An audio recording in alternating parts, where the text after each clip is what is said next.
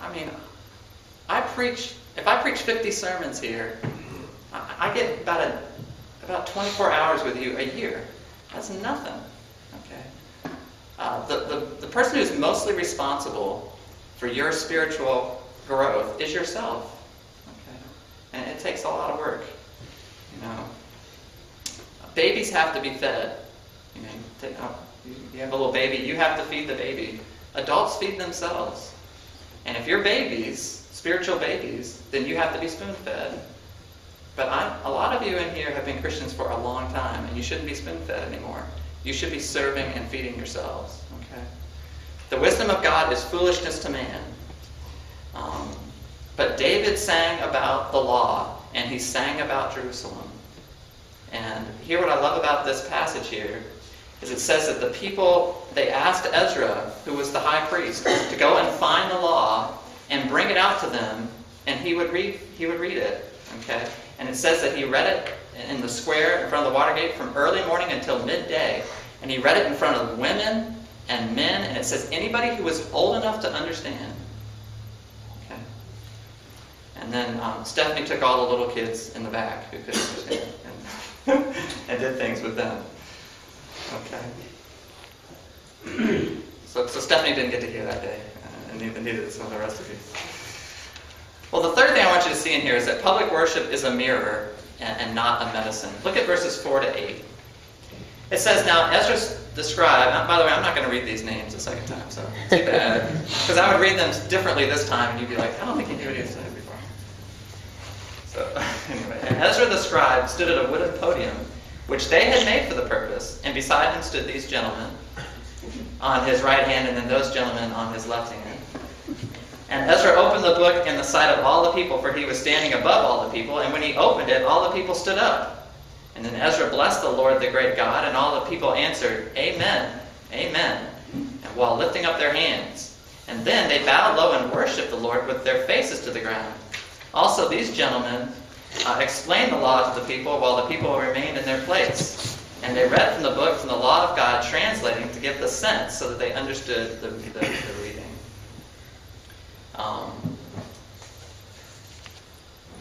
Listen, this is a form of public worship. Okay? These people, they built a podium especially for this purpose, and then they all gathered together, and he was preaching, and after he would preach something, if people didn't understand, these guys would go out into the masses of people, and they kind of have small groups, I guess, and they would teach.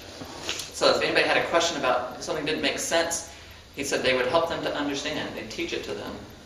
And they were singing, and they were lifting their hands, they were bowing down, prostrate, and putting their faces to the ground. And all this worship was really without any bulletin.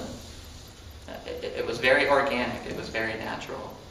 If a couple is growing apart, there are two people and they're growing apart, and there's a wedge being driven between the two of them, and they're growing distant, a kiss will not help that relationship.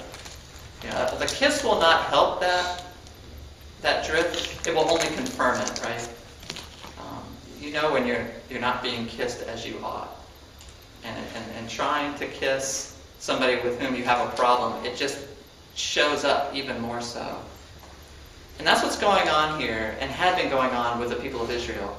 Even though Israel became to hate God and hated his law, they continued to try to kiss him all throughout the time when they still were in Israel and Judah. They still held the worship services. They still sang the songs. They still trotted out all those people and played all those instruments, and they played all those familiar tunes, and they killed all those animals, and they burnt all those sacrifices, and they just did everything. Still tried to kiss him at all the festivals and all the services and all the ceremonies. And just, instead of helping the situation, instead of drawing them closer to God, it just magnified the distance that had become between the two people, and it made God angry. God said in the book of Amos, I hate your festivals. I hate your sacrifices. It's noise to me, and it stinks, and I don't like it. Okay?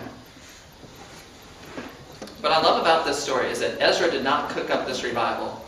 A lot of times in a church, if everything's falling apart, or there's just a spiritual malaise over everybody, the pastor and maybe the board, they'll say, we really need to have a revival in this church. Let's go and hire this person. We're going to set a particular week, and we're going to get some special music, and we're going to have them come in, and we're going to really advertise it and pump it and push it, and we're going to have this people come in, and we're just going to try to get everybody in here, and we're going to just stuff it and cram it down their throats, and hopefully we're going to just keep striking that flint, and maybe a spark will hit, and we'll bring this church back to life. I don't know about that. I don't think that works. Okay. What I love about this story is that Ezra was sitting on his hands. He was doing nothing. He had the law, but he kept it to himself. It was the people who demanded it, right? The people built the podium. The people called for it. The people determined the liturgy. They were the ones who wrote how the service was going to go. The people waited to understand. It said that after they heard it, they waited there until somebody could tell them what it meant. They didn't go home. They didn't go back to their homes and have lunch. They waited till it was done, until they understood. And my charge for you here today is don't wait for revival. I know that's what a lot of you have taken that approach. I have nothing to do with revival. I have nothing to do with how the church works and how the ebb and flow of spiritual energy goes. I'm just going to wait until the next wave comes in, and I'm going to try to ride it. You might be drifting out to sea forever if that's your attitude. You do not sit around waiting for revival. Revival comes when the people demand it. Okay? Revival comes when the people demand to hear the word preached. When they demand to understand. When they fall on their faces, not out of duty or obligation or ritual or incantation or some kind of